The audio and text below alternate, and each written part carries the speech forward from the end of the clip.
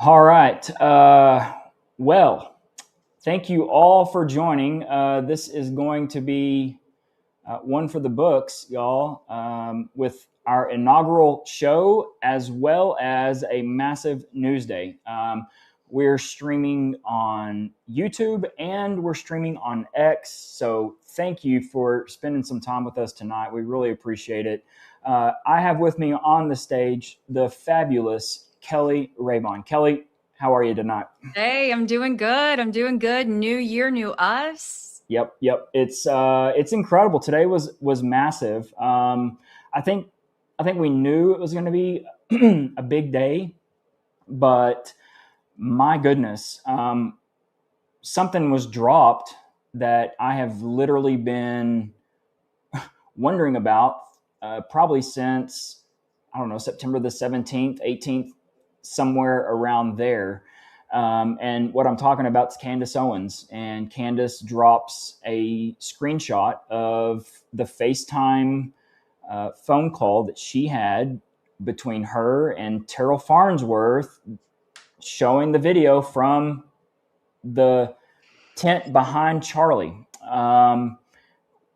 We had always wondered about this, if it was in existence. We know that the camera was recording because Terrell went in and swooped in and snatched it up within minutes of Charlie being taken away, but to snatch the SD cards out of there. But I think a lot of us were always wondering, hey, did Candace record this? She never addressed it.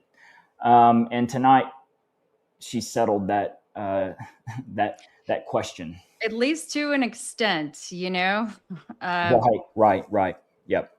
we've always wondered what it was that she really saw. I think that the way that she described it was, vague, but worked in the favor of ultimately, I think it worked in the favor of TPUSA to an extent, but also against in other ways. But I think tonight we learned that she had some things that were more telling that maybe could have helped us a Yeah. long time ago. Yeah. I was lost for a moment there and thought whenever she was showing it on screen during her podcast, and I was thinking back to all the times that the debate came up or the question came up about someone claiming, or the argument gets made that he was shot from the back or from his 4 o'clock over here. Um, From any it side, right? Side, right, up, down. I mean, right, we had right. to keep everything open. And that's what's crazy to me is literally we had Candace come out and say this, just describing a video, and yet it still did not tamper down a lot of the rhetoric of people still thinking that there was something there, because she plain as day said that there's no blood, there's no gore, there's nothing that is shown from the back of that, or from the camera of his backside, which begged the question of, okay, well, what is so problematic about just releasing it?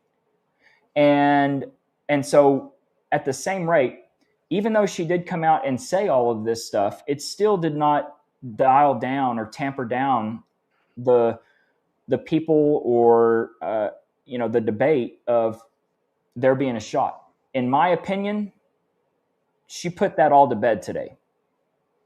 That his neck is plain as day. You can see it, and she was right. Everything that Candace described back in mid-September is exactly the way that she described it, right? Yep. I would agree with that. Yeah. And so, And not the way, and not the Superman neck, although right, that was something right, that certainly fed to us. 100%. The Superman neck is a made up mythical thing that was put out by Andrew Colvett, plain and simple. I don't believe a doctor said that. I think that was, I think this was, whether he was trying to be metaphorical. I don't know what the intent was. We would have to ask him, Andrew, if you'd like to be on our show, please unblock me and reach out. I would love to have you on. You and anybody, Blake, Mikey, I think it would be fabulous. So with that, where's the video? She didn't necessarily talk about a video being recorded, but we really need to see that video, Kelly. We really do. Look, I will go out on a limb and say that the video, when it is released, it's pretty much going to be solved, because I can promise you we are going to see things from the backside that tell the exact story from 5 feet away. The exact story. We are going to see everything happen. It's either going to prove that there was a bullet or that something exploded underneath his t-shirt, causing his necklace to fly off the backside. Right? Right. So, it could answer so many questions, and I just find it so frustrating, as Blake and I were discussing right before we started, the amount of people who have poured their heart and souls into this case, who have spent hours, thousands of hours upon hours, sleepless nights, holidays, everything. We weren't taking a break. We weren't taking 2 weeks off, to sit there on information that, you've had this whole time that could potentially help someone solve this case. It boils my blood. Yeah. 109 days.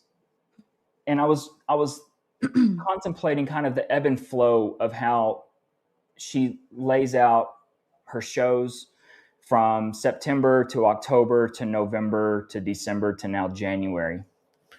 And this is my one problem. I want to preface this first with the fact that, Candace, I am thankful that you finally released everything today. I truly am. I genuinely am thankful for that. However, this is not the Candace investigation. It's not. It's not by a long stretch. And so when you asked me for video, I provided you with WeTransfers immediately because I wanted to help you out. It's not reciprocated in the same form or fashion, and you're not the dubbed chief investigative officer of me, at least. So I have a problem with that because these are very, very important pieces of information that we need to have out collectively to the public so that there can be angles worked. And it's, in my opinion, it's very unfair that this is just being sat on. And I have a real problem with that. I mean, it's not cool. Partly because, here I am threatened. I was threatened last night because I didn't buy into the, what was it, the white t-shirt, Kelly, kid? Yes. You were on that space. I was on the stream, and I didn't want to post it today without Blake's permission. We both were running in circles on our own things today. But you guys, to hear Blake be literally threatened, someone talking about how a week ago they could have approached him face to face to come at him, but he better do this or else. Essentially, I'm paraphrasing. You could listen to yourself for yourself, but it was so disturbing. It was shocking. I think everybody was like, we wish that you could have seen everyone's faces because we were on an X stream where you only hear people's voices. Yeah. And it was all because I wouldn't subscribe to this kid in a white t-shirt.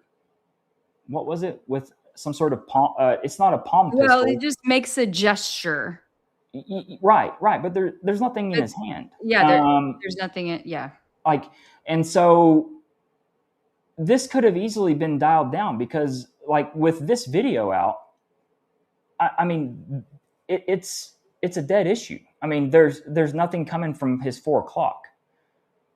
So, and even if someone still wants to chase that, okay, then go chase it.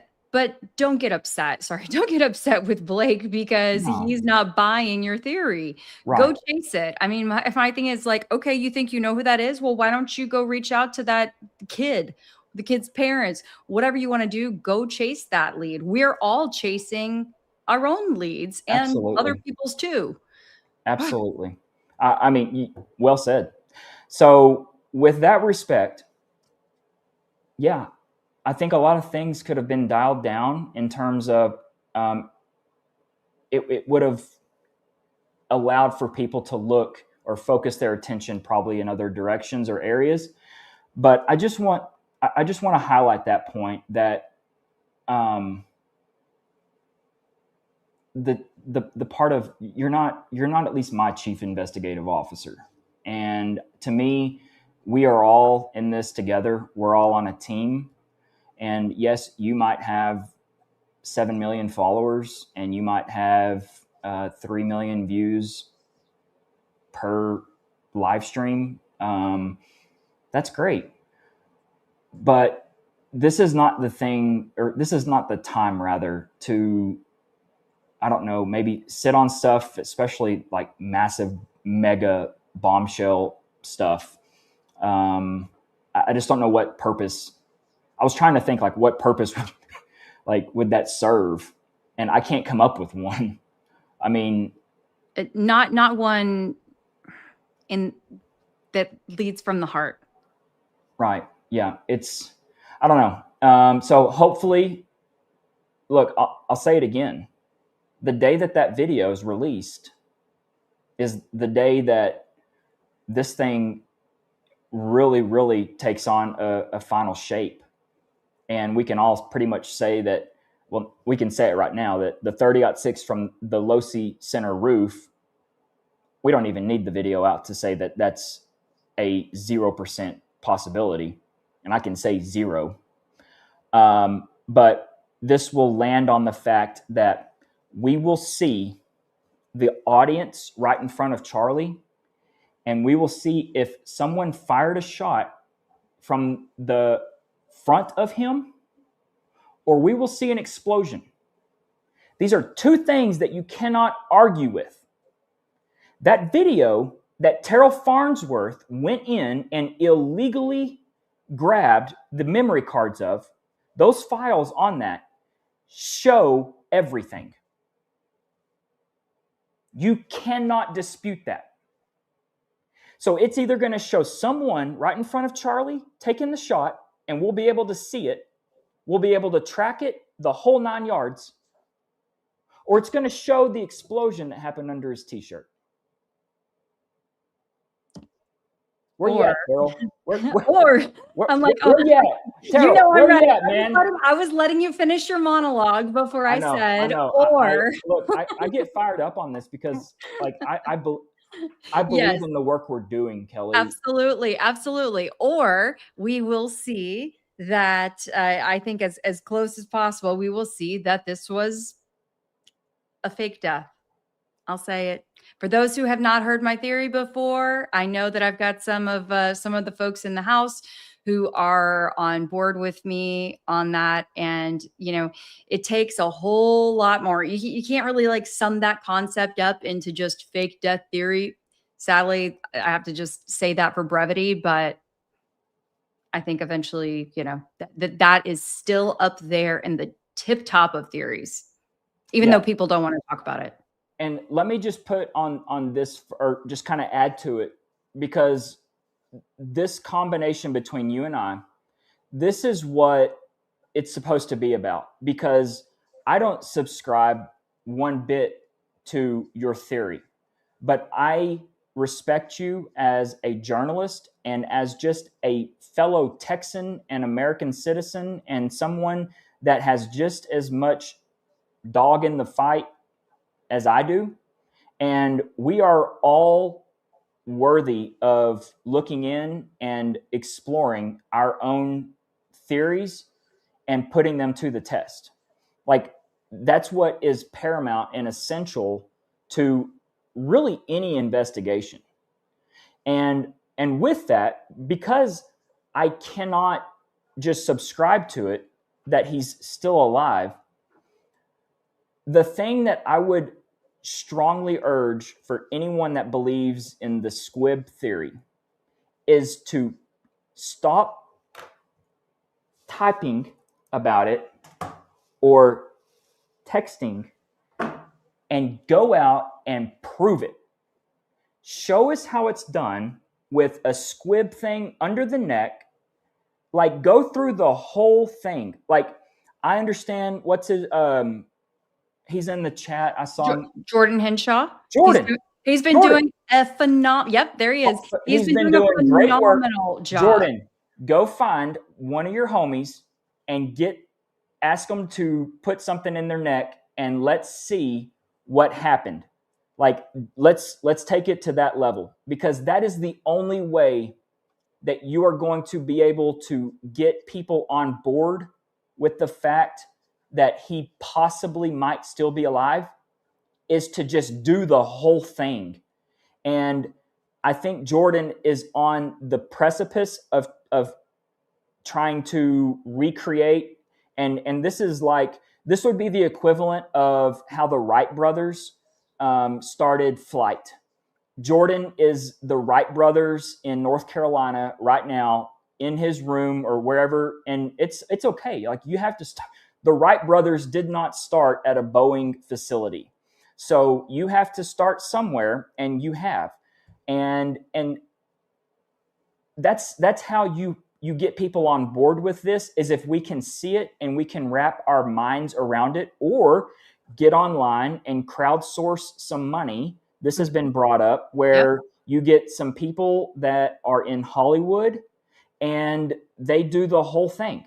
But the only way that you're going to be able to prove this is if you execute the exact same thing that we all saw that day, and it all makes sense.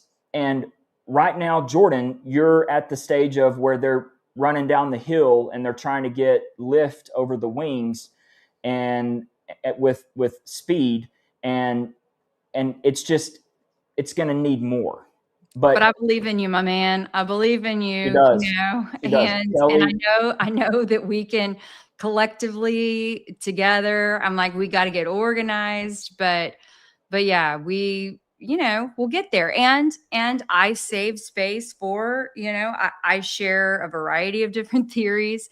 I adore John Bray, and I think he's done phenomenal work with the exploding mic theory.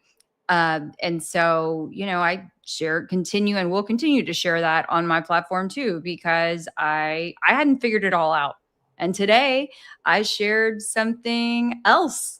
I don't know. I haven't even had a chance to take a look at it. Maybe, hopefully, whenever Perfect opportunity, take it. You want to jump on? You want to do a screen share and kind of walk people through it? Yeah, that would be great. Yep. Let me pull that up. Here, you keep talking, and then I'm gonna pull. Yeah. So basically, the common denominator between Kelly and myself, and this can be said for anybody with any theory. I don't care if it was the deranged individual that threatened me last night. If it is, I'm trying to think. Truth, he knows who I'm talking about. Where he thinks that, I think it was a shot from the front, because he's using different triangulated audio clips and whatnot to basically pin down within, I think they said 2 meters of where the shot took place. All of these theories, the common denominator that unites all of them is the fact that a 30-06 rifle was not used on the Losi Center roof which is what a person, a kid, who is charged now with aggravated murder and is facing a penalty of death by the state of Utah. He's sitting in jail right now because of that allegation. And I can tell you right now that there is is he 22, Kelly? 22, 21? 22. Yep. 22. There's a 22-year-old young man sitting tonight in Utah County jail, facing the death penalty for something that he did not do. Point blank, plain and simple. And the prosecutors, the people that are representing the people of the state of Utah, they know this. They know it. And he still sits in jail tonight. So that is the one thing that I hope we all can agree on and unite behind, is the fact that Tyler Robinson did not, or whoever that was on the roof, did not take the fatal shot that injured Charlie in the neck. And Charlie, God rest his soul, did not have a spine of steel, even though in most instances the 30-06 cartridge did blow through metal. It's just, it is what it is. And this is going to be a real problem for their case moving forward, is because this is the year 2026. This happened in the year 2025. Let me show you something. We're not going anywhere. See all these? These are my phones. Everybody has these things, and they all record. You were able to get away with this when John F. Kennedy or Martin Luther King went down, and we had to believe your law enforcement, your Fed narrative. But this is a problem in 2025 and 2026 for you, because everybody has these things, and they've got really good cameras on them. You can't get around that. And you can't get around the fact that we all know. So it is what it is. I wanted to add as well that I saw in the, I'm trying to scroll back up to see who exactly. Oh, Steven had said that Tyler is a willing patsy. And, you know, that's one more theory. But here's the reason why we will continue to fight, even if that is the case. It's because we have been fed a narrative and told to believe it. And if we just accept that, we've got a big problem. That sets a precedent that I am not willing to subscribe to, not just for my generation, for me, whatever, but for my kids and beyond. 100%. Like, 100%. I can't stand for that. So true. I mean, just spot on. If we don't stand up for this, I don't even know where this, I mean, we're millennials, and I'm proud of that. I really am. Like, I was born in 84, and I had the most incredible childhood. Things were great. The 90s, like, it was, I wouldn't trade it for the world, right? And this is, I feel, this is for the salvation of our country. This is that level of serious, because Charlie was that level of an individual. And yeah, there's people that are killed every single day, and it's tragic. It really is. But this is not right. This is not right. This was not right. I don't care. I don't care what country, what nationality. Like, this is so effed up on so many levels of what we all witnessed. And I can promise you we're going to send a message that you're not going to get away with it. You won't get away with it. So take it away on what your new video is, Kelly. I watched it today. It was compelling. And I have to admit, for someone that's watched many hours of these videos, especially Adam Bartholomew's video, I missed this. I didn't see it.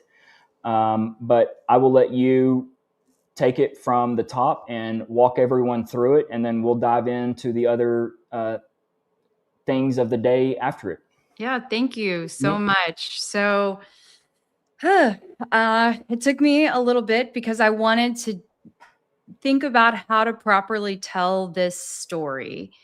I knew that it was going to seem, or could potentially seem, a little bit out of left field, but maybe that is part of it. It kind of is literally to left field. And but it took a very keen eye. And what I love the most about it is the video that you are going to see is video that we have had from day one. No one can say that this video has been edited, altered, this white dot was added in after the fact. It is indisputable. This is video that has been live on YouTube that people have viewed a bazillion times. and it just took some eagle eyes to ask the question. Do I know what this is ultimately? No, but I hope that people ask some serious questions, because why is some kind of white dot, which I believe is a person, moving around on top of a different building at the time of the shot? So you can, it'll take you, Blake, to pull that content up on stage. And then... My name's Kelly Raybon, and I've been investigating the Charlie Kirk case since day one. And if you're like me, the video I'm about to show you has probably crossed your feed dozens of times. But trust me, you haven't looked at it like this. The detail that I'm about to show you could change everything. Let's go. Positioned above the tent so it would be in the camera. And they just moved. What was that? God, he just got shot! Holy shit!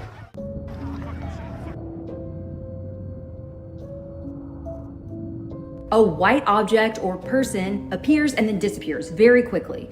But you guys, this is on top of the Sorensen building, not the Losi Center, where we're told that Tyler Robinson, or the shooter, was supposedly spotted. And remember, that person was wearing all black. I know, it's quick, but it is compelling. And you didn't really think they were gonna make it easy for us, did you? So now let's take a look at some drone footage to give us a different perspective from up high. This is after the scene. So this is going to help us understand the lay of the land and why this might have been an ideal perch for someone, maybe even a lookout spot. You be the judge.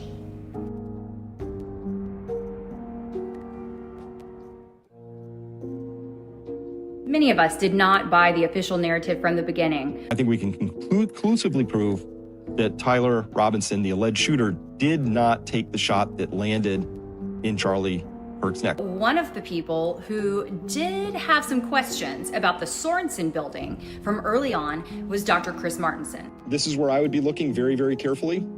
That should be scoured.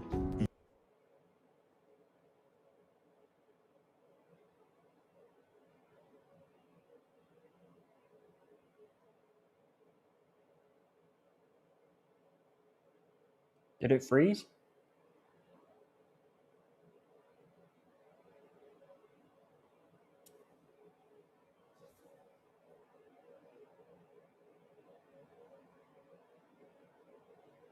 Kelly, Earth to Kelly.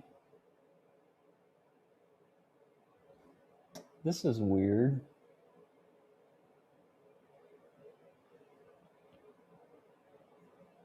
Somebody let me know in the chat if you can hear me, or if they, yeah. So it appears that they got Kelly. It must be that Houston, that Houston internet. I hope it's not my internet here at my office. Nope, they can hear me. Okay. I'm sure that she will be back in. That's unfortunate. That's weird. If I disappear, y'all send somebody. Okay. I'm sure she'll be back in the studio here momentarily. That's just bizarre. I'm actually going to call her.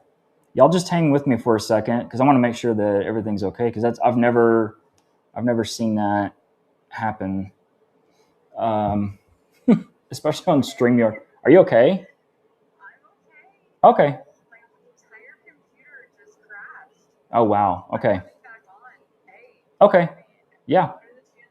That's wild. Yeah, but I've never seen that. Okay, great. I'm just glad you're okay. We'll see in a second. So her computer crashed and she's getting back in. That's wild. I've never seen that happen. She said everything went black. So anyways, yeah, she's done some great work on that because, quite frankly, y'all, I missed it. There was a time period there that we were all scouring the roof lines and everything. It's interesting. Was there somebody up there? Was there not somebody up there? Quite frankly, it's really a non-issue for me, at least, because I have my theory, and my theory is plain as day. It can be seen on video. We'll go through it at some point, but I believe there was an explosion that was detonated underneath his shirt, and with that, you're back. I'm back. They can't hold me down for too long. You had everyone worried. I'm sitting here looking at the chat and they were like, oh my God, they got her. Literally, the proverbial they got her. They did something because I'm like, I don't know how much of the video y'all were able to see or not, but it was just my entire computer just froze. Yeah. And so apologies, you guys. That was so wild, but hey. Well, you're back. Do you want to go? We still had video left. Do you want to add it back to, and then sure thing. You can fast forward it. The last thing that we ended on was you added in, and then you feel free to, you can start it wherever. Yeah. Thank you guys. Sorry, no clue what happened. Yeah, let's go to my buddy Chris Martinson. That was right where it was left off. Chris is a good dude, super smart, way smarter than me. And even though I don't buy into some of the things that he's done with the ballistics and whatnot, Chris is a phenomenal individual, and he's super smart. And we're all better off having him doing his thing on his page. So shout out to Chris there. All right, here's play.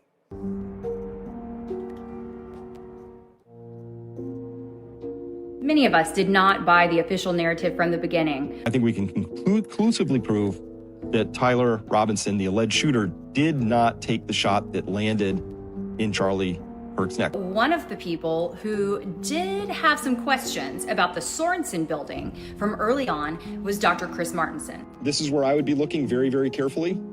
That should be scoured very, very carefully for clues right there, because that matches everything almost perfectly. He has no idea that I'm doing this video, but I'd love to talk to him about how his investigation has developed over the last few months. My thoughts are, it took a village to pull that off, and it's going to take a village to solve this case. I can't guarantee he didn't take a shot. I just can guarantee that the shot he took wasn't the one that killed him. Well done. Kelly, excellent job putting together the video. I think one thing that we all ask ourselves as content creators is, how can we most effectively, transmit or relay a message so that it's most importantly received by our audience? And I have learned a lot of lessons through this whole investigation, that one of the big ones being, people can't read your mind. And you really need to spell things out. So with that, I think you did a great job, because it's all right there. It's interesting. And thank you. What do you think? It is. What's the Well, white thing? I think that it could have been a spotter, someone keeping an eye on the roof. I think that they were wearing white because that was a white roof versus the Losi Center, that's a dark colored roof. And so that would make sense why that person was wearing dark clothing on that roof. Yeah. Yeah, I'm not convinced that the person fired a shot on, on the Sorensen, but I don't think that I have to know exactly what they did, assuming Sure. that it's a person, right? I wanted to make sure that I showed that drone footage to go ahead and dispel, people would say, oh, well, there's vents, there's AC stuff, there's whatever on there. Yeah, you can go up there and look. But Mhm. but what you see in that video is an object that is there and that goes away. That's Right. moving, clearly. Yep. And I went on to Google Earth and tried to do some different tilt variations just to see if there was some. I mean, I couldn't come up with anything that would remotely make sense of what that is and the proximity of it. And you do have the full resolution file of Adam Bartholomew's. And I assume you use that there. Yes, and I compared that to the YouTube streamed version. Now his live version, which it's worth noting, his live version does glitch out, which we haven't talked about that in a long time. But the live version does glitch out at that time of the shot. Was that because, I don't know. Yeah. Someone with a whole lot more, I don't know, tech knowledge than me could answer that more accurately. One thing, and I've talked to Adam a couple of times on the phone. I like Adam. I think he's a good guy. And in my opinion, he provided invaluable, just this footage. It's an hour and 9 minutes long of just incredible footage, showcasing things, anomalies, illegalities, if we just want to call a spade, that people were doing that day. Point blank, Butch Hibbs is all over it. The Pink Hat person that we still don't know who they are. The cleanup that was ensuing by Pink Hat person, by the security team, the Red Hat officer. You can just go through a laundry list of things that are bizarre, and it's all thanks to Adam. So with that, Adam, thank you for being there and doing that. Because somehow pointing at random things at the perfect time in so many different ways. You know what? As a photographer myself and someone that also enjoys making videos and things of that nature, I can appreciate the fact that sometimes you just get lucky on stuff. I really can. And yeah, everyone's got their own theories, and we're grateful for it. All of it. I truly am. I mean, Adam is a good guy. I'll tell you what, Barron should be sending Adam some, I don't know. He should be throwing Adam some, a party or something, because that's what first put Barron on the map, frankly. No kidding. I did not realize that, because Barron interviewed Adam. Oh, yes. And it went viral. Yeah. If you scroll back, that is what, and I think Barron would probably say that too. I don't know if he's still in the chat. I think someone had mentioned earlier that he was, but that's what first took him from his, 300, 500, whatever subscribers to over 10,000 in a day or two. Yeah, that's cool. So what was the overall tone of it? I'll have to go back and rewatch it. Adam went off the rocker. Really? Oh yeah, it got ugly. I'm gonna have to go back and watch that. Oh, he said that on his live earlier, Lindsay. That's funny. I didn't know that, so I didn't get a chance to watch Baron earlier. So that's funny. Interesting. Yeah, Baron had Ian Carroll on his show tonight, and we'll have to go back and rewatch that. I think a lot of us were all scrambling. Well, I knew that today was going to be the day that we were going to be doing this, but I think we all have a feeling inside that things are about to get exciting. I really do. I really feel like it because this is the type of investigation that it will be solved. I can tell y'all, this is not like we're having to finagle and do things with our imagination, like with Kennedy and his driver maybe, doing something, or a guy back here in the book depository. Like, we can solve this. It will be solved.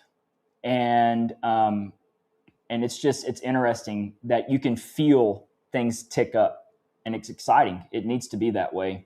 Yeah, if people are tired of it, so be it. That's fine. Those of us who aren't and who are ready to do the work are more than happy to go absolutely. max harder than ever. Absolutely. That's what Charlie said. Do you want to get to some chats while we're doing this, or Sure. are some people that have chimed in? Y'all are gonna have to bear with me because there's first time, it's good. Oh, there's Baron. Let me see what Baron said. Oh yeah, Baron said like and subscribe. Thank you, Baron. Hey, Baron. Yeah, my name is Kelly Raybon, in case you forgot. I know. I've been on your show, Baron, videos of your show a few times, but Baron is one of those remember my name. Cool dudes that I would literally I would go have a beer with Baron. I would. Yeah. He's just a cool dude. He's fun to talk to, super smart. I can just tell he's a good attorney. And I love how he's made his show with an opening statement and tying it into something that's relevant, that's going to be talked about. So he's got a great show. He's got a great thing going for him, and he's another asset to this whole investigation. So thankful for you, Baron.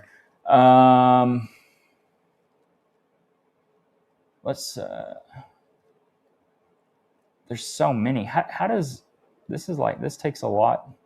Kelly, fill some space here while I read. You got it. Absolutely. Look, okay, let me just give you guys some insight behind the scenes. Okay, so running these lives is kind of like chewing gum, walking, doing a dance, talking, and I don't know, like adding one more thing into it too. It is a lot.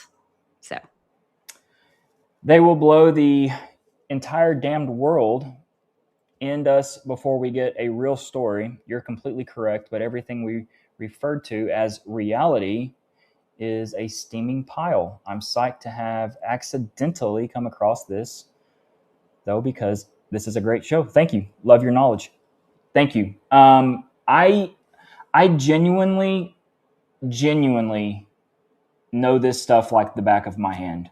I know times, I know videos, I know it's kind of freaky, actually. And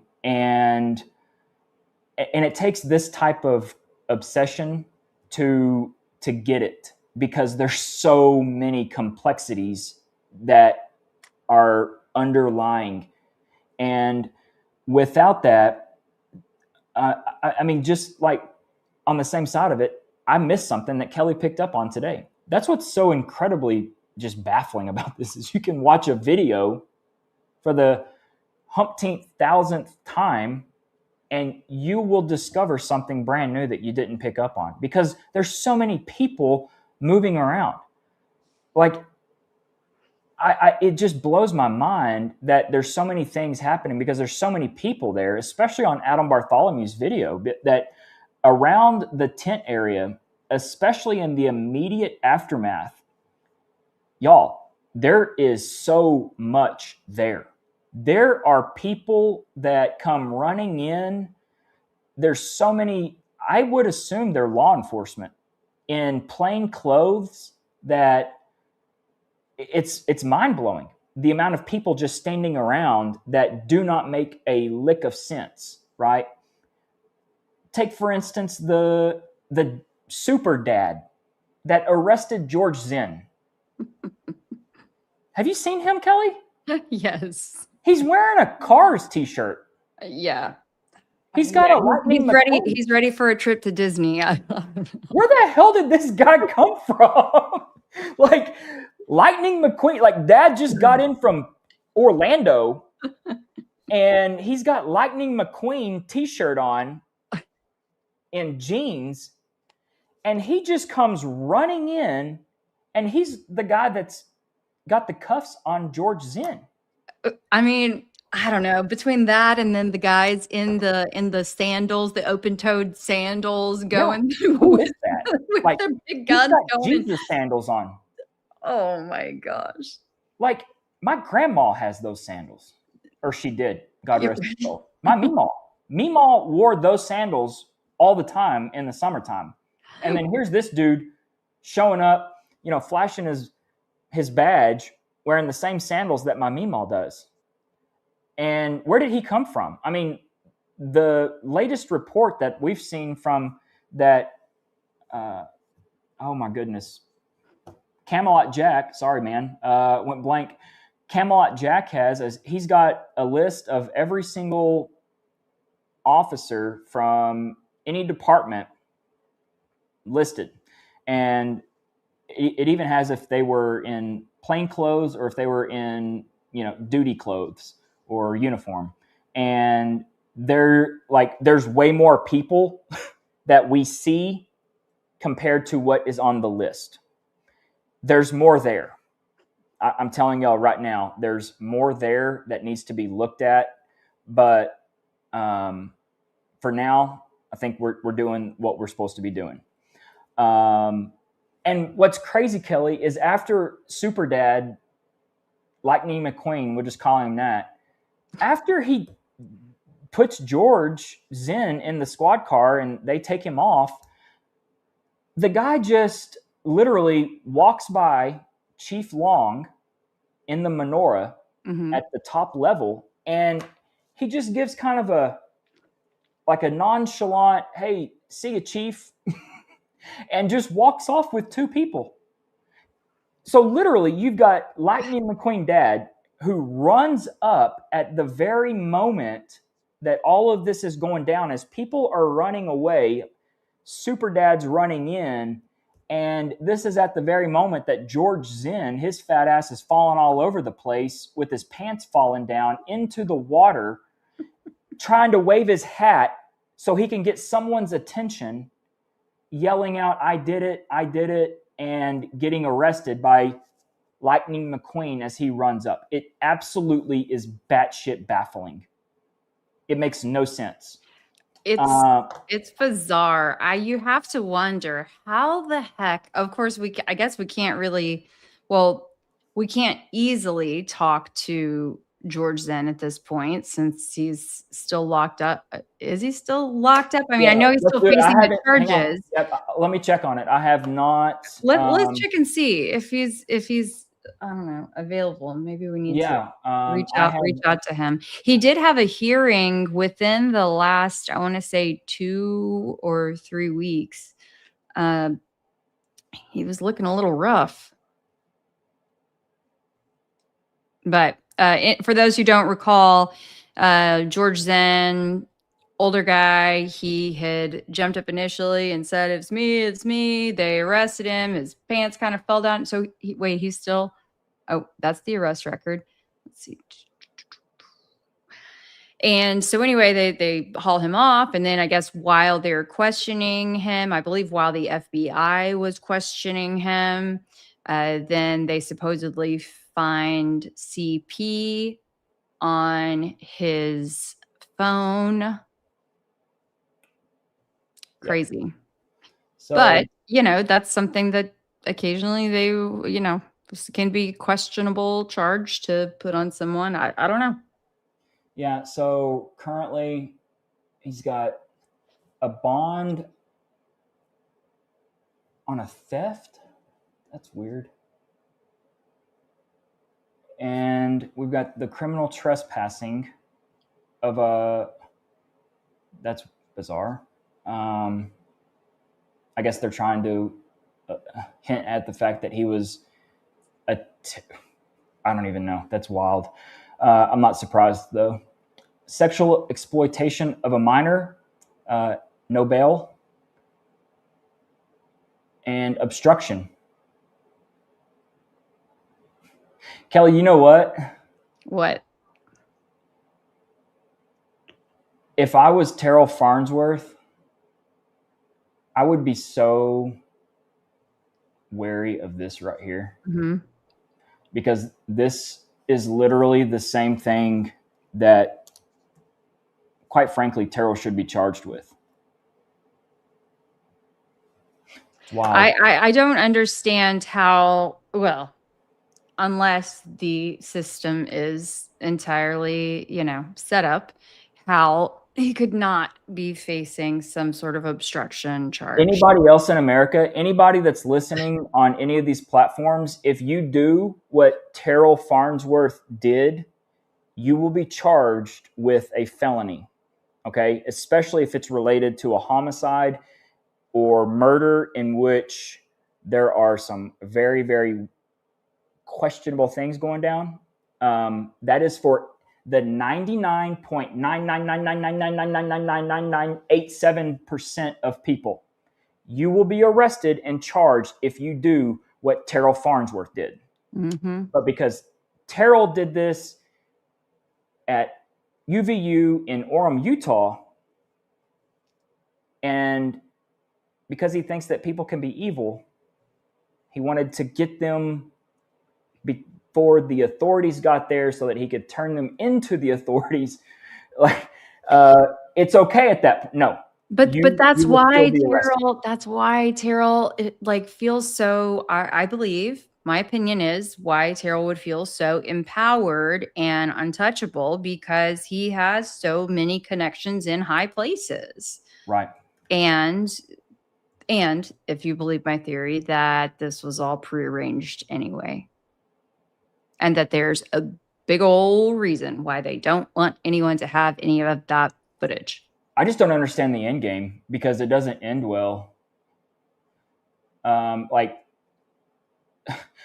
you think they didn't think that we were going to be sitting here on January the 6th, Insurrection Day, talking about this? I don't think that they did. I really believe that they thought. You talk about the miscalculation of the century. They get the award. They get the award on that. Yes. circuit. Yeah. Well, when Blake and I have long talked about that, we're going to have some sort of an awards show once this. We really are. And it will be really, really cool. And it will be really, really well deserved, because there does need to be a Charlie Kirk Investigation Award show at some point. And we will put it on. We will do it right. It will be really, really well done when this is solved and all said and done, in Charlie's honor and memory. And it will not be in Utah. And I think we're a little safer in Texas, but it will be in Texas. We will rent out somewhere in Houston or Dallas or Austin, somewhere cool, and we're going to do it. And we may have some pyro, just because it seems right. It does. Everybody grieves differently, right? That's right. But we'll be celebrating, because the real people will have been held to account, and justice will be come knocking on that door. That's why we will be celebrating at that point. Yeah. So here's Tyler's sheet. Nothing changed. No surprise. So it just begs the question for me, are Tyler and old George, are they cellies? I mean, I know they're probably both in SEG. Are they like, you know, hey, George, what do you want on commissary? I got you. And they're like, you know, it's so bizarre to think about that they possibly could be like in the same area of the jail. Because I can promise you they're both in AdSeg. So, Right. it's just wild. Like, man, can I have your cookie today? Yeah, like literally. I I'll mean, trade like, you my PB&J. like are they both at rec together and they're like in their own little cage, but they're there like talking and they're like, man, we got so screwed on this deal. Like, I mean, if you think about it, we got two patsies here, patsies that are both, they just spent Christmas and New Year's and Thanksgiving and Halloween behind bars. And they're like, man, we got screwed. Or they're saying, we about to get paid. That too. I do think that there is an upcoming, does it show when, I don't know when George's next hearing is, but I do believe Tyler has one coming up in maybe about 10 days. Yeah. A week to 10 days. 10 days. 16th. This will be with the, this will be the judge deciding on some very key factors that he's, I think one of them is going to be with the media. And then the other big one is going to be with the current prosecution, because there's been something filed getting them potentially kicked off the case, or there have to be a recusal, which will throw a massive wrench in everything. Because if you have a DA, and I'm just going to state the obvious here, that I believe every single morning that these district attorneys, ADAs, and the DA go into the courthouse to work each day, they all know that they're screwed. Literally. I can see them like around the like coffee pot, and they're like, oh, we're fucked. Oh, this is not good. Like, he's still alive.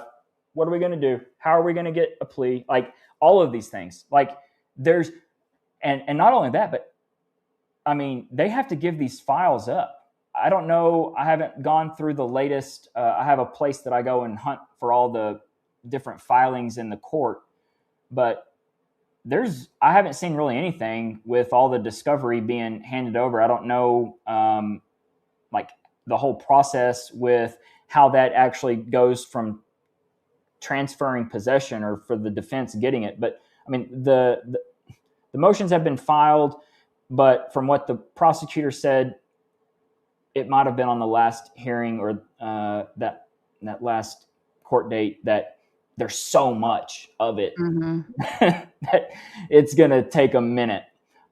In my opinion, I call bullshit, because quite frankly, there's not a lot of stuff. I mean, you're talking a handful of videos, cameras, I don't know, an actual extraction report on phones, Tyler's being primary, like a legit extraction report, not some fake and gay Word document that some literal idiot typed up that works for the state or the federal government. I don't know. But literally, it might have been Governor Cox himself that typed this up. He's like, because he believes that much in himself, right? He's a brilliant politician. I mean, did you not feel that unity when he was doing the touchdown dance the day that Tyler was caught? I mean, he went into this whole sidebar of doing a proverbial touchdown dance. Oh yeah, I mean, that Governor Cox. You know, I thought he was. I was like, man, are we setting him up for a presidential run? Like, it felt like it. I was like, he's going for cabinet position. He's going for VP. Look out, JD, homeboy, incoming. I mean, look, dude.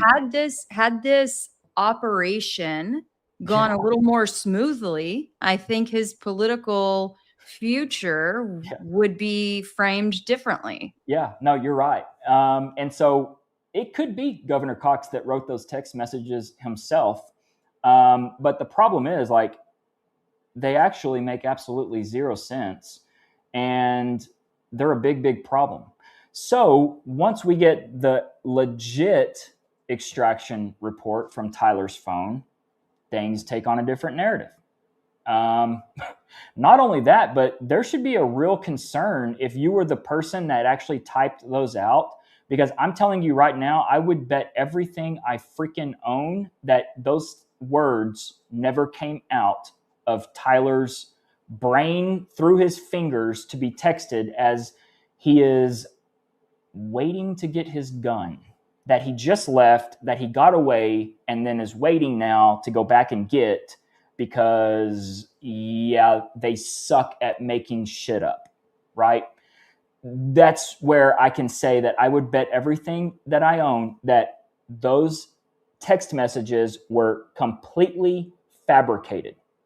And so I stand by everything I've said from the past on. You can take that charging document, you can take that probable cause affidavit, and the next time you have to go number 2, you can take it with you into the water closet and you can use it as toilet paper and throw it away, because it is the exact same thing. It's BS.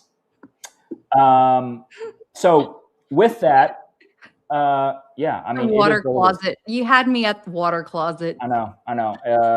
I've been in too many of those across the pond spaces with the Brits, and they're wearing on me. So basically, yeah. Elizabeth said the outhouse. Outhouse. There we go. We do have. Now you're talking Schulenburg. That's for real. It's funny. So with that, I mean, what other evidence is there? Oh, okay. Where's Mr. Furry? Where's Furry fanboy Lance Twiggs? Okay, yeah, sure. But shit, the FBI, didn't they destroy some evidence too? So I don't know what else there is. I really don't. Like, what is this mountain of evidence? Of us? Yeah. Like, literally, what is it? Like, I mean, it's just like, release the damn videos, but that until lies the problem, because so when you get into the court documents, it does become kind of hard, and it's you guys, look, it's difficult for us to follow all of the things because there are so many tentacles to this investigation. But for example, with the court documents, it has been strange about this destruction of evidence, or preservation rather of evidence, and the number of days that it needs to be kept. And then do they need to notify the other side? Do they need to get permission from the judge? This has been going back and forth. And, it's appalling to me to think that someone would even consider, once a charge has been filed, destroying any relevant evidence. But apparently that's a thing. Yeah. Every fact needed to arrest Butch Hibbs, Jack Hibbs, Farnsworth, Flood, Harpole, Cabot, Erica has been presented by Candace. John Bray and Barron prove it was the Mike pack Butch bought. We don't know if that is in fact what is inside of Butch's shirt. It looks awfully like that, but we don't know for a fact. And it would be a little counterintuitive to assume that that thing is there when that thing goes on Charlie's shirt and it appears to still be there. So it could be something, it could be nothing.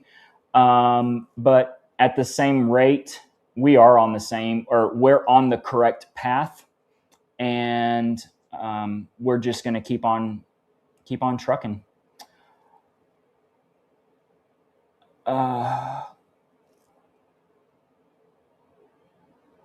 Kelly, are you going to show the girl with clips in her hair changed clothes? I don't know what that means. Do you? I do not know what that means. Seventh Son, if you are still around, if you could elaborate, that would be amazing. I would tend to agree. Oh, thank you, Elizabeth. Thank you. Mike Pack was in his shirt, so a person on the building was not a shooter. Could have been Charlie's angel. Could be. We don't know. We know this, that no one is looking into it. And more than likely, with the phenomenal work that Kelly just did, no one will. It will be right here living on YouTube in this video, this live stream, and it will go nowhere because luckily for them, we are not Candace status yet. I want, if you are TP USA people, you need to be thanking your lucky stars tonight that Kelly and I have not reached that fandom or that stardom yet, because it would be a whole different ballgame for you guys, because we have been saying stuff for weeks now that would completely change things if this was out in the non-Twitter sphere, right? Right. That's where a lot of these things, and look, Twitter's great. Twitter's where all of the cutting edge things happen, with people that are critical thinkers, and there's a lot of stupid people as well, but critical thinkers, getting less together. censoring, you have to take it with a grain of salt, but yes. Clearly there's less censoring that goes on there. So, right. But if this would have been something that, say, if a Candace level of person puts out some things that is illustrating and highlighting things in someone's pocket, that they are arming and disarming and arming, and then showing that they're actually squeezing something underneath their shirt that's hidden and being secretive about it. If Candace gets a hold of that, y'all, it's over for y'all. I'm sorry to say it, and you deserve everything that's coming. So there's things that you cannot get around, and this is going to be one of them, because the video's been out and it's for the world to see. They've seen it. It's, I don't know how many, hundreds of millions of times the video that I put out has been seen. Who knows how many times? But you can't change the fact of that. And you're just lucky that it's not really taken off yet. And let's remind folks too that no matter how small your following or how big you're following, but if you only have 5 people that follow you on the internet, I mean, a whole lot more in real life. Okay. But whatever your own personal platform is, you can use that to share what you believe, share if you see compelling videos, from us, we have smaller accounts, please share. Yeah. Don't just assume that, well, I only have a few followers, so it doesn't really count for anything. I promise you that is not the case at all. We are in this together. I mean, a few months ago, none of the folks in this space knew, anything about me, but I just kept throwing my elbows around until they finally paid me some attention, because I'm I'm an actual journalist who really wants to help. So you can help in your own way. That's my message. 100%. Well said. That's how, I'm pretty sure anybody without some super clandestine type path makes it on these things, is they really take a rooted interest in something, and it just takes one video to go viral and for people to buy in, and then the rest you just have to continue to engage and put out compelling and captivating content. Little alliteration there, but basically, yeah, that's the playbook to this, and this is the future. I'm telling y'all right now, this is where things are going. Look at, no one trusts the media. Okay, I'm sorry, but I'm not sorry, because you media people, you big mainstream news people, y'all fucked up. I'm sorry. No one trusts you. No one watches you. No one, it's just, it is what it is. The trust is gone. You're out of the tree of trust, the circle of trust, quoting Will Ferrell on Old School. You're out. You're not in the circle of trust anymore with a lot of people, a lot of real people. And that's the key. It's real people. And I think that this style of people getting their news and information, and the dialogue, that's the other key, is the dialogue, especially on important stories. That's going nowhere as long as we have a platform like X. I mean, I know I'm here on YouTube, and we're going to have to really dial in the videos that we share, because I know, unfortunately, I think I could get like a strike or something against Kelly and I both, like if they see like some blood or something. So Twitter is not that way, or X, thank goodness, because that is what is crucial. You have to be able to see that stuff so that it can be transmitted, the information of what you're seeing, and explained so that it makes sense. Otherwise, they get away with it because it's blurred out. Case in point, look at the video that the Salt Lake Tribune put out just this past week. Sam Parker, Sam, love you, man. Haven't heard from you in a minute. But Sam puts this video out from the Salt Lake Tribune, and lo and behold, there's a lot of brand new stuff that's out. Videos that we haven't seen, angles that we haven't seen, that's been very selectively trimmed to fit their 8-minute video. But the incident, and I'm not saying it should not be blurred out, but it's blurred out. You can't see anything. And it would have been this way had some one video in particular not been released. So with that, Salt Lake Tribune, if anybody is listening, or anybody that has anything to do with that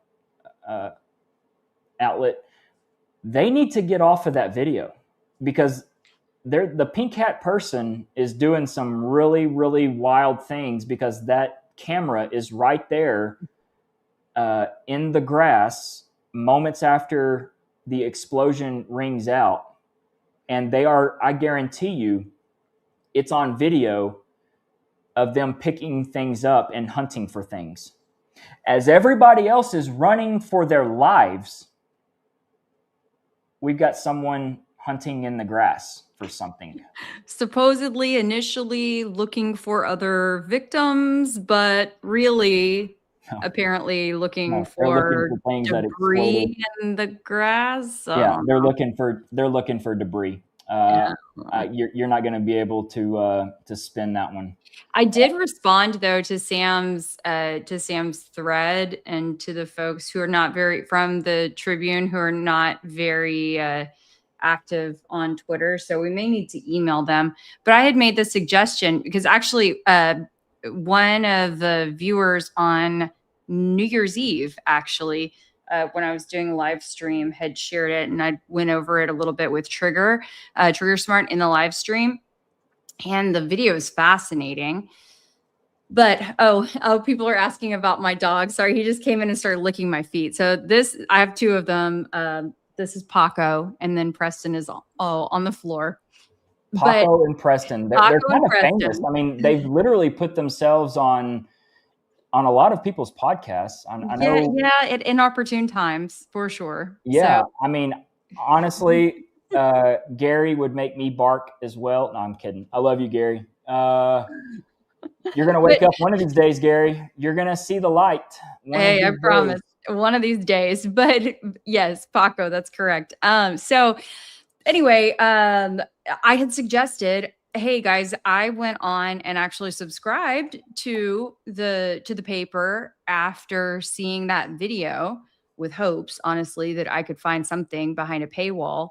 Yeah. Maybe they could pitch it to their bosses. I mean, being a former newsie myself, I know that you have to get the higher ups to sign off on things. And if you can pitch a project as a way to make money, then it helps. So, I mean, well, let me say this. If you're one of those executives that works for the Salt Lake Tribune, I want you to get up right now, go into your bathroom and look in the mirror and say, I'm the fucking problem. Because that video should be out. Okay. And the photos too. Let's bring on don't forget the photos.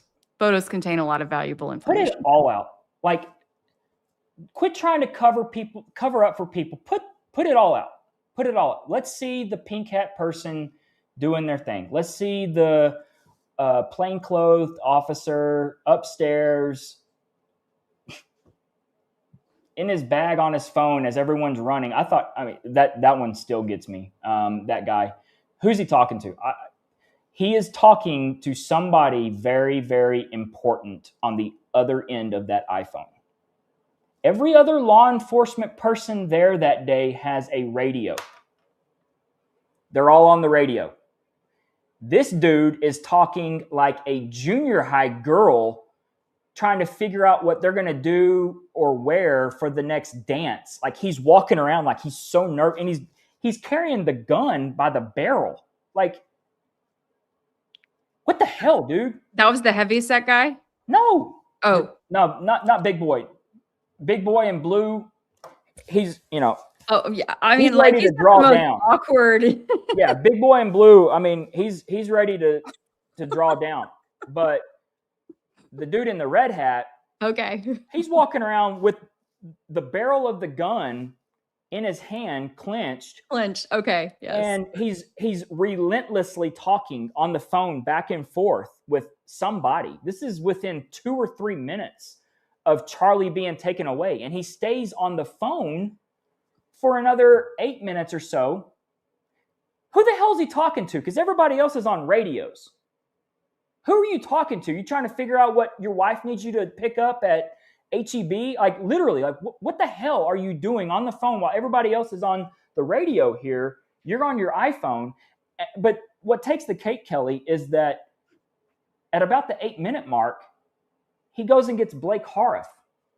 And he gets a couple of the other security guys, and they get to the front there of where Charlie was seated in front of him along the railing that was keeping the crowd back, where Hunter Kozak, Mr. Signal, man, this is, I'm going to do my best Hunter Kozak.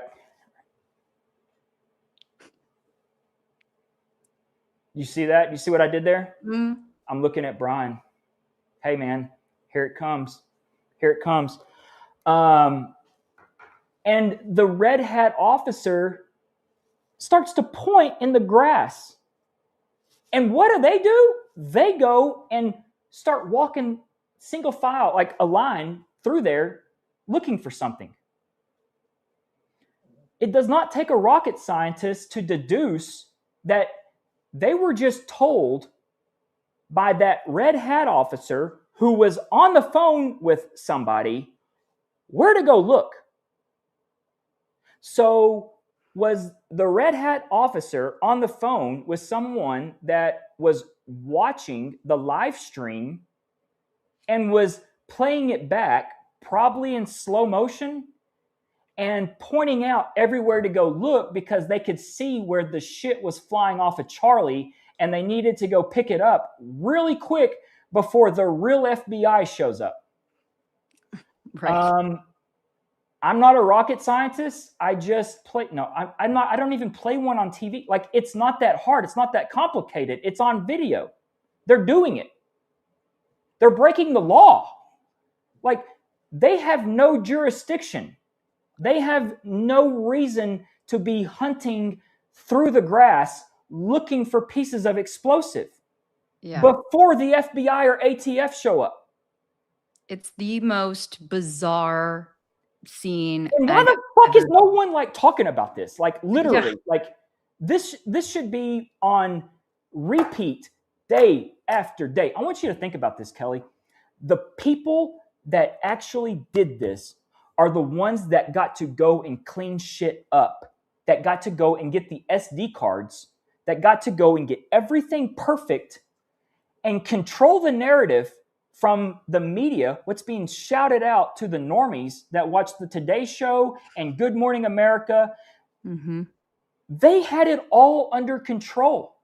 Like, this was, I mean, it's insane how simple it is for literally something to be hijacked. And this was hijacked. Charlie's death was hijacked. The story, the narrative was hijacked. and regurgitate it out to the American people. And then, gosh, thanks to Erica being really a shitty actress and their really tone deaf approach on everything, from sparklers and fireworks and pyro, sequins and lace, and yeah, because y'all are stupid. I mean, like, and hands in a coffin put on Instagram. It's mic'd crazy. up, probably. Y'all, whoever your PR homeboy, homegirl is, you need to fire them because they suck. They're stupid. You need a better PR person. You need someone that has actual common sense and can sit there and say, we ain't shooting this Instagram reel, Erica, with you over Charlie's body. This ain't happening. Nope. We're not doing pyro. I don't care how much. Charlie could have had a sparkler in his hand every birthday, New Year's, 4th of July, and on Sundays or Saturdays when the Oregon Ducks win at football. Charlie could be a sparkler full. Love them, sparklers, yeah. Still doesn't give you the right to do what you did and make it just this crazy over-the-top thing. Obnoxious. I want to call out a comment that I see. If I could pull it up, I would, but it's I go off on these things and then no, it's okay. This is on Blake, the point, though. Tell us what you think about John Bray. Look, I like John. I think he's doing incredible work. He has been articulating what I have been saying for a very long time. Okay, John has been the person who has been able to vocalize what I have been saying and put it into a context that a lot of other people are starting to understand. So without John, this would be another deal, right? But there would have to be someone rise up that's like John. I mean, this is not like John's got some sort of like John's just a smart person that's got common sense and has experience with this. So in a nutshell, I think John is great. I hope to have him on our show here soon because I think he and I, with some of these joining forces with Kelly, and I think it would be incredible stuff, right? So I hope and look forward to that. What comment did you see, Kel? Sorry, I just got to say, Daddy's home. Turn off the phone. Shabbat shalom.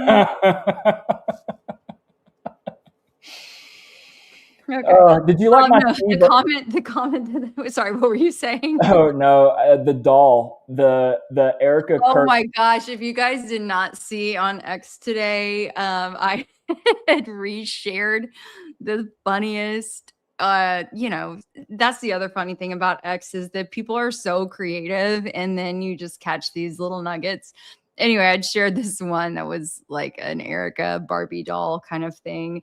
And then Blake came in clutch. What was it with the Urkel? The Urkel doll. It really did. It's like that was, you know how just a thought comes to mind immediately? Like that's what happened with me. And that I was like, oh my God, that reminds. And then I remember like you would pull the pull string and it would be Steve Urkel in his voice doing his famous Steve Urkel sayings. And I was like, oh my God, this would be just brilliant if we had literally an Erica Kirk doll that, you would pull the pull string and bam. So then we started coming up with all the sayings possible, like stop. Yeah, I mean, and the list goes on. So it's a good time over there. If you are not following the both of us on X, highly recommend.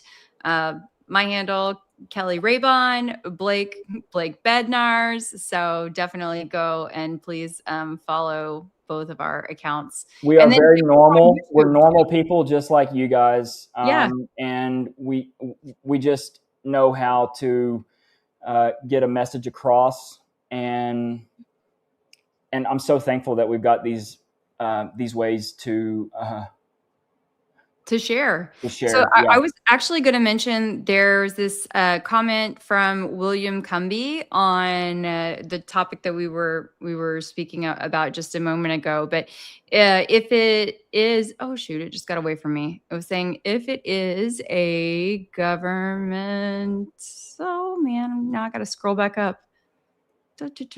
Oh man, sorry, William, I just lost you for a second there. But basically, it was saying like if it is a government, sanctioned operation, then like that kind of explains why we are seeing so many of these things on so many different layers, and why no one is being held accountable. Yep. Sorry, bud. I was gonna try to read out your exact words, and then all of a sudden it. Can you see the comments that I added to the stage by chance? Oh, yes. Perfect. Okay, I'm going to get to some of these supers. Atomic Blonde 10. What will set your show apart from the many new podcasters emerging? Oh, that's a good question. Atomic Blonde, this is the deal. You can go and jump into any space or watch any of these podcasts that command a lot of attention, okay?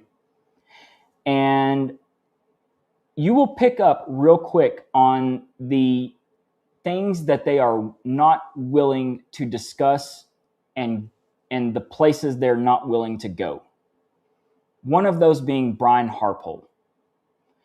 Now, I recognize that Candace has an angle that she's working, and the common denominator between what Candace is working and what I have been working is Brian Harpole. And the approach is different because I have a normal life, and this is not like my main gig. And I have a kind of feeling that we need to just put stuff out, right? Within it being contextually available, or it can be understood by an audience, right? Can't just go and like kitchen sink everything, every issue out at people, because then your eyes will quickly glaze over. So with that, my point is this. On this show, what we're going to do on our podcast, we're going to go to places that other people might not want to go, that have other agendas, or I don't know, other loyalties. I don't know. I can tell you, Kelly and I don't have any of that. Like, we literally, Kelly has been a investigative journalist for many years, a really good one. I'm sure you can see the awards behind her. And then mommy duty called, and her kids took front and center stage. And that is totally understandable. But she's still an investigative journalist, and I'm not, but I've got 41 years of some damn good experience, and I'm pretty much a normal critical thinking dude. So, given that, with the fact of what I was able to go out and get, and how I'm able to be resourceful on things like that, I want you all to know that on this program, we will go to the places that other people won't go or haven't gone. And we will come at it with receipts to back every single bit of it up. And it might be difficult for other people on their shows to talk about. That's the only thing I can come up with. But I can promise you this, that we will continue to have the engagement and the dialogue with people, because I really enjoy that. Aside from a wild threat here or there, and like, just complete, like, there's no need for that. There's no need for that. But the dialogue is crucial. It's paramount. But thank you for your super chat.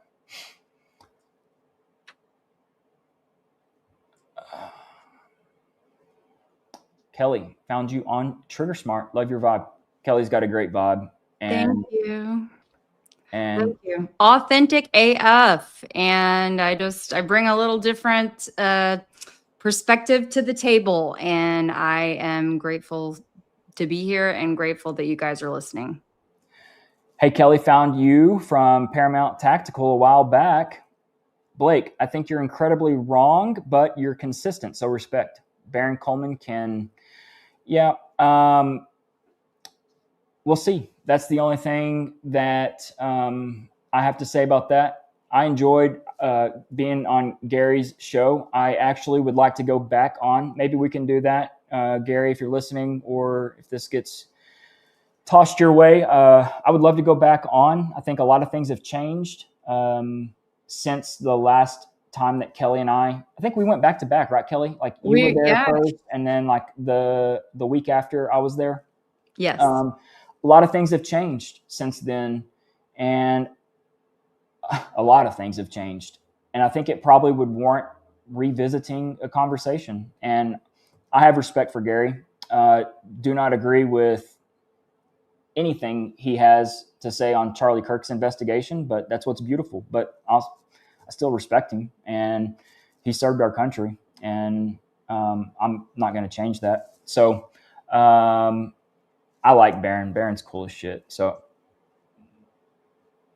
let's see here. Yeah, I'm not interested in starting a podcast war, whatever. We've done enough of that riffraff or other people have done enough of the riffraff. It's a waste of time going back and forth. Let the people decide who they want to watch, and let us focus on work.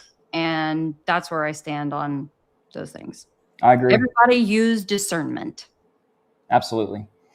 Do you have a theory about who is behind the assassination of Charlie Kirk? You feel that Erica knew what was going to happen to Charlie. Given the monumental, just how this thing went down, there were a lot of players involved.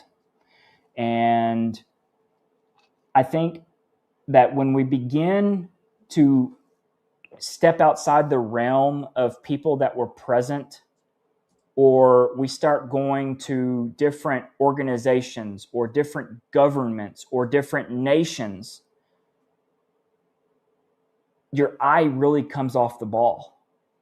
You can speculate all you want, and that's really what has happened a lot in the last 100 and some odd days, is people are thinking on a macro level, or they're speculating on a macro level.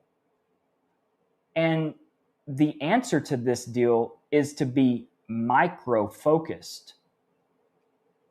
Micro-focused on what was happening that day at UVU.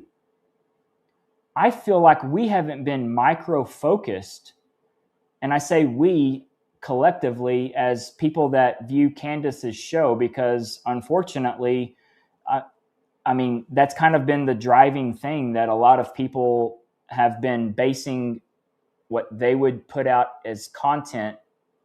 It would mirror or follow what she's doing. And it just is what it is. I mean, it's actually pretty smart, but basically, yeah, like I think if we focus micro on people that were there that day, and I've said it before, I've said it 100 times, you start to roll one or two people. I would pick on Terrell Farnsworth immediately, because it's black and white, plain as day. That dude is obstructing justice. That dude is tampering with evidence. Like, the dude could have 3 felony charges stacked, boom, boom, boom, looking at 50 years behind bars. That dude would start singing like a canary or whatever yard bird, songbird there is. He would be singing within 30 minutes. That clock would not reach the next hour before Terrell is telling all the goods. That's just the way that you can read that dude from a mile away. That's what I would do. Step here, go to the next step. Next step, step up, step up, step up. eventually you get to that macro level that everyone originally was speculating and talking about. You're never going to go macro to micro. You've got to go micro to macro. It's just how those things work. So thank you for your super chat. You've been generous. Thank you. Yeah, thank you so much, Atomic Blonde. I mean, and if I could just weigh in on that, yeah, I mean, I do have some theories, but mine go off on a completely different direction. And I would love for us to do an entirely different stream dedicated to that, because I think that it fully merits something more than I could fully describe in just a couple of minutes.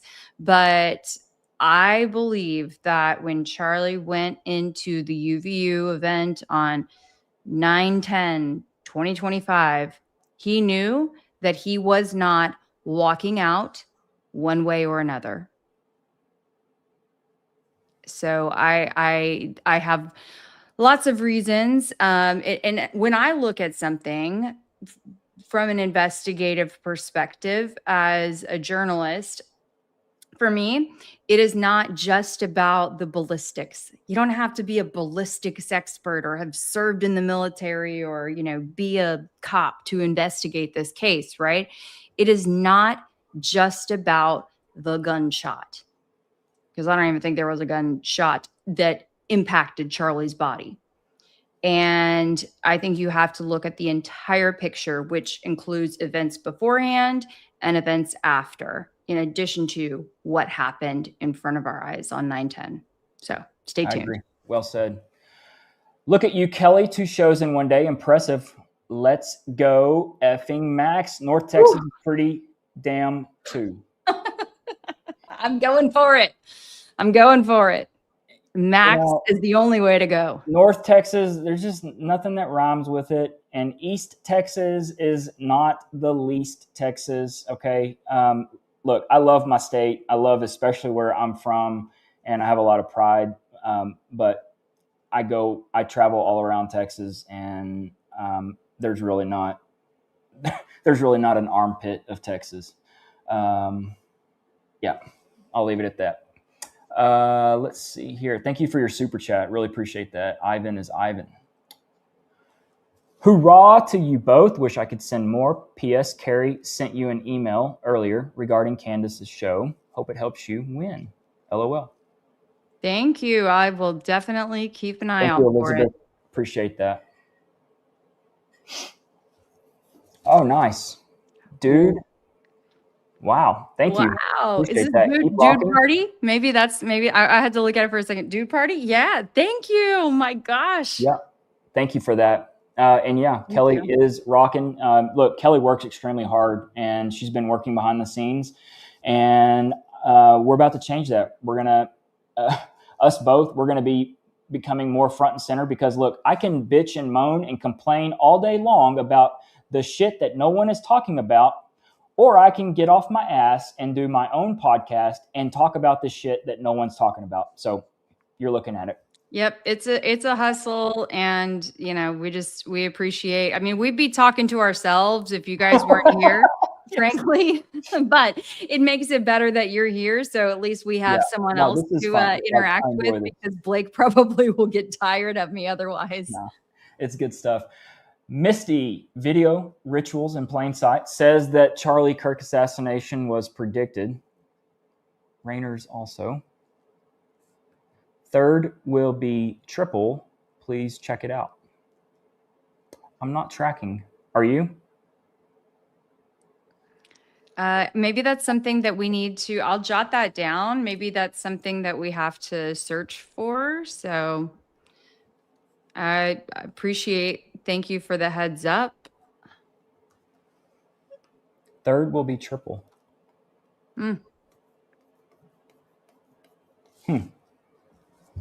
Feel free to drop some more information, Misty, to us, whether in the chat or elsewhere, email, etc. Go Kelly, go Max.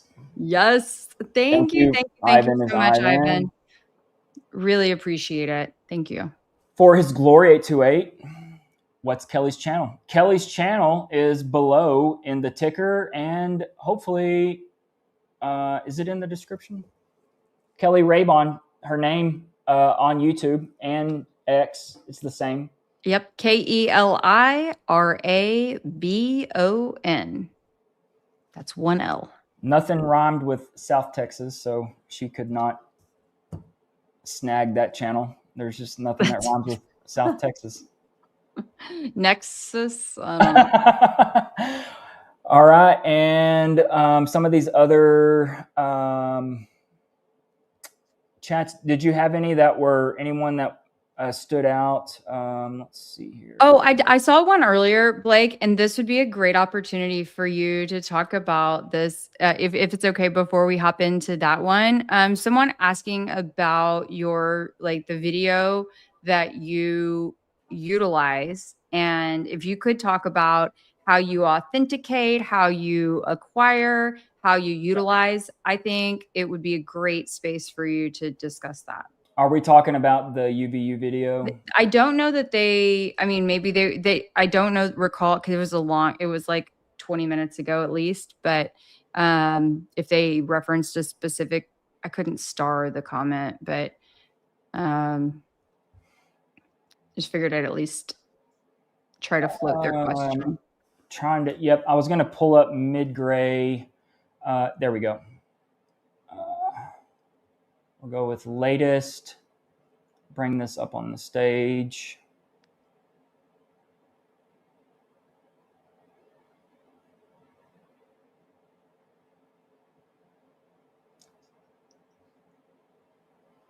Where did it go?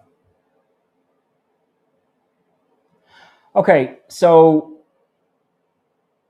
essentially what happened was I obtained the video that was being recorded from the UVU Review, which is the student outfit newspaper there at UVU. They're not affiliated with the campus, but it's all students that work there, and they just cover exclusively UVU events. I was frustrated with the amount of footage that was out. I was frustrated that it seemed to be a lot of TikTok videos and Snapchat videos that people had screen recorded, and then people started to edit those screen records, and you're then trying to decipher what are they trying to highlight in this edit. I was frustrated, as a lot of people were. So I went on kind of a mission to identify people that were in the crowd that had cameras, and lo and behold, was able to track down 3 students that were there at the UVU Review, or that were students, and then come to find out that they were with the UVU Review.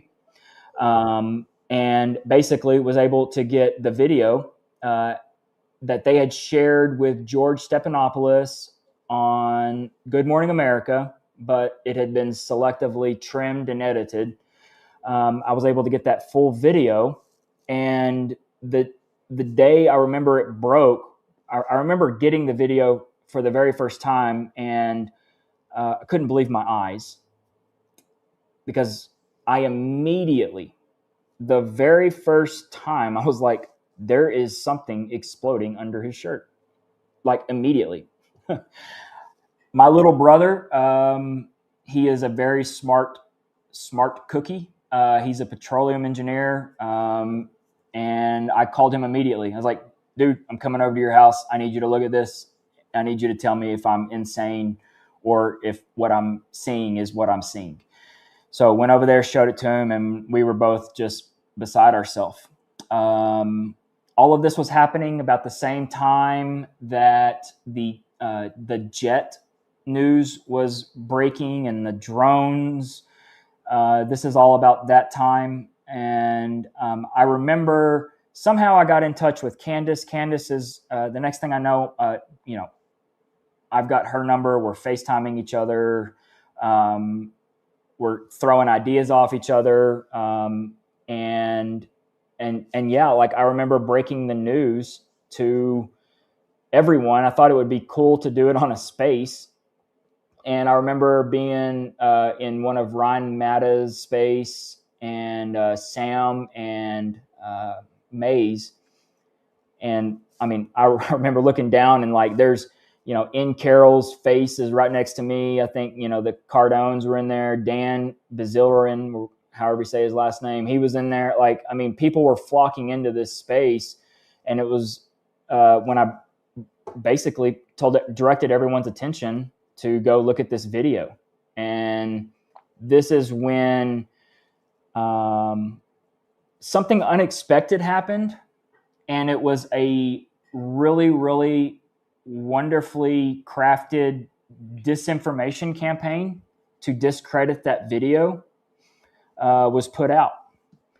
And there were people on YouTube and X accounts that did their dead level best to discredit that video. And their reasoning was absolutely batshit crazy because they were seeing things in my video that they were not seeing in their Snapchat video that was like screen recorded. I mean, I remember so vividly, people here that this frame right here should have expansion of the shirt front and back, but it doesn't. It only has up. I mean, how many more do you need, to be honest with you, to say that this is doctored footage? Doctored footage, because old boy Zeb here is seeing a frame that he doesn't have in his Snapchat screen recordings. So things like this were detrimental early on because it killed a boatload of steam leading into this theory that, lo and behold, is going to be the theory that's going to be the last prevailing theory. And so people like Zeb, instead of talking to me or asking me for the footage, he just goes on and stuff, snippets of his podcast because he's calling it doctored. He did. I mean, it was detrimental. And if I ever have the ability to talk to him, I would say it to his face. Like, dude, you fucked so much stuff up early on. But lo and behold, Mid-Gray, I don't know who this person is. They're one of these audio... Kind of anonymous or something accounts? Yeah, kind of open source intelligence types. Mid-Gray went on and did this fantastic right here, just synopsis of the video. And that's me. And dives into it. I gave them the original. And lo and behold, he's like, yeah, it's the original. I mean, like, it is what it is. Like, this video, this file was shot on a professional camera, a nice Sony, I forget what, is it there? I don't see it. He goes into it all, like right here. This Sony here, XFACI, with a professional mic and a tripod. And this guy goes into more in-depth of everything, showing that it's valid. Like, this could be presented in court. It's that official, right? He could be easily called as a witness to present all of this stuff. He's that smart. Like, he does this stuff. So with that, these were a couple of the things that I had to battle early on, were knuckleheads like Zeb saying that it's doctored footage and making people question it, where it's actually, to date, the best footage that we will ever have, not including the stuff that Terrell Farnsworth illegally took behind and in front of Charlie that was within 5 feet of him. Okay? This right here is the best footage. So luckily, people like Mid-Gray exist, open source intelligence, OSINT people, and they come in and they do the people's work. And basically, yeah, It is what it is. It's real. And without that, without my UVU review video that I went and tracked down, I mean, it took like a week and a half. We wouldn't have Mikey McCoy. Super, magnificent, phenomenal, guapo. How many adjectives? Supercalifragilisticexpialidocious. Candace went Mary Poppins on that thing. Like, literally, Mikey McCoy doing his turn and walk. We wouldn't have that because the UVU review, they posted a trimmed down version of this on their YouTube page, and then they blurred it out and they water stamped it. We wouldn't have Mikey McCoy doing that. We wouldn't have the security team doing all their weird stuff, right? We wouldn't have Philip Goldsberry looking over to Dan Flood as he's on his computer and he's like, oh shit. Problem with the audio. What Brian just armed. Problem. We wouldn't have that. And then we damn sure wouldn't have everything that Brian Harpole was doing in his pocket, underneath his clothes, and doing the weird stuff with his arm at the very moment that Charlie is injured from the explosion. We wouldn't even have Hunter Kozak really doing his secret signal that the trans question is next. The trans question is next. It is what it is, y'all. Like, they were all in on it. I mean, they were crafting this argument from the very beginning. Do y'all know who the first person was on planet Earth to draw the correlation between the question and the alleged shot? Do y'all know who that was? Let's see if anybody. Put a comment real quick if you know who you think that was that made that very first correlation. Netanyahu. No, it was not. Well, I don't know who officially did it, but I know to me, I mean, I thought Butch Hibbs. us right away. Butch Hibbs is the person who on camera tells Adam Bartholomew that the shot correlated with the trans question and the guns question being asked. And lo and behold, look at where we are. Go and look at the charging document. Go and look at the probable cause affidavit. They both tie in the trans gun question on the document that's filed with a court that gave the state of Utah the green light to charge this person with aggravated murder that carries a penalty of death. It's crazy. It's absolutely crazy. Ooh, that's a good one. So many let me questions. show this. I was going to say, who told Hunter to ask the question? I don't know. But I mean, Hunter's been busy. He has been busy with CBS. But okay. Yeah, we don't know yet who told Hunter to ask that question. But what I do believe is that TPUSA was fully aware of the question that Hunter was going to ask because they typically, I mean, they already knew he was on their radar. Okay, that he was on the Un-F America tour, which for those that don't know, that's basically the antithesis of TPUSA. They would follow TPUSA around and mock them and cause havoc and all these things, right? Hunter was part of that group. So it's absurd and even featured on the website. So it is absolutely absurd to think that someone from TPUSA would not be aware of Hunter. Yep, I completely agree. So anyways, I would invite anyone that's curious about that footage. His page is midgray. That's at _ mid GRAY. Take a look. It's right there. It is what it is. And we're just, I can't imagine. I was thinking about this. I don't remember when. I think I was driving home from snowboarding, and I was like, man, where would we be without that video?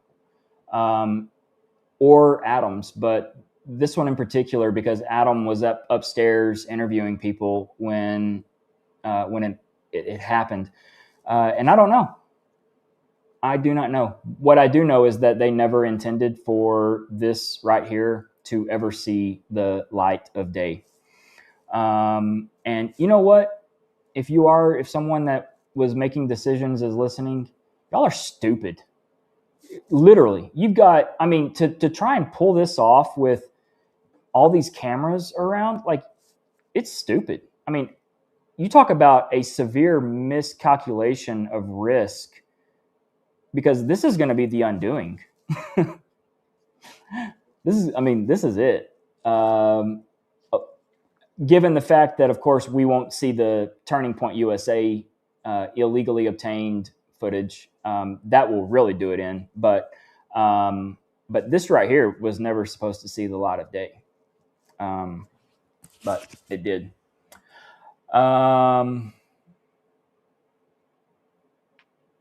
Let's see here. I am going to wrap it up, but the first thing that I would the last thing I would like to do is just illustrate what we're going to do here on this program. And it's just going to be simple. Starting off, we're going to talk about, we'll divide it in two halves. We're going to go current happenings with the case, what's going on that day. Just run it down, give our takes, things that we have picked up on. And then we're going to transition into a rediscovery of things that happened early on. And we're going to take this investigation in chronological order from the beginning, and we're going to walk through everything, because there are a lot of things that just kind of got cruised over that really, really deserve more attention. And I think this will be the most effective way to talk about current while also bringing people up to speed that maybe not are so involved early on. And we have so much data that has never really been put out or talked about. And the things you look at things with a different perspective over time. Absolutely. And so I think it's so important. Blake and I have talked about it a million times, it seems, but back to basics is critical. Just like the video that I showed today. And if you missed it earlier and you joined us later in the chat, you can see that on my channel, both on X or on YouTube at Kelly Raybon. And it shows someone in what I believe to be someone. It shows something moving at the time of the shot in a white shirt on a different building. So it's just one other example of raising questions. This is a video that was there from day one that we all have reviewed countless times. So that video is a treasure trove. So I think, we all just continue to get fresh perspectives, spot different things, view things with a new lens. It's worthwhile. Yep. And one day I will put this out. I want to go through, it's what I went through with Barron on his show, but really even go further in depth, in detail, since I can kind of control the media as we're putting it on screen, and literally walk everyone through exactly what I believe happened. And we'll probably do it sooner than later, but that will be coming in the very, very near future. I'll make sure and put it out. And I just have to make sure, like I said, I don't want to get a strike on YouTube. It took a lot of work getting everything set up, and I don't want to accidentally show, like, have there be some blood, and then they, whatever little AI computer bot flags me, and then I get jammed up. So I don't want that. But we're gonna be going at this. I think we can be more effective with things, especially coming in after the fact and talking about things that were left off or not talked about earlier in the day, because I can tell you that there's a lot that has been completely left off, neglected, that is a very big variable. And so that's why we're here. And I believe that we're going to actually do a much better job of living up to that saying that Charlie told Tucker that Megan heard, of going max. Yep. This will be the definition of that. Everything else, I've just seen people pretending, to be quite frank. So, Kelly, I'll let you have last word. Thank you all for joining us. And like I said earlier, welcome aboard. Kelly. Yeah.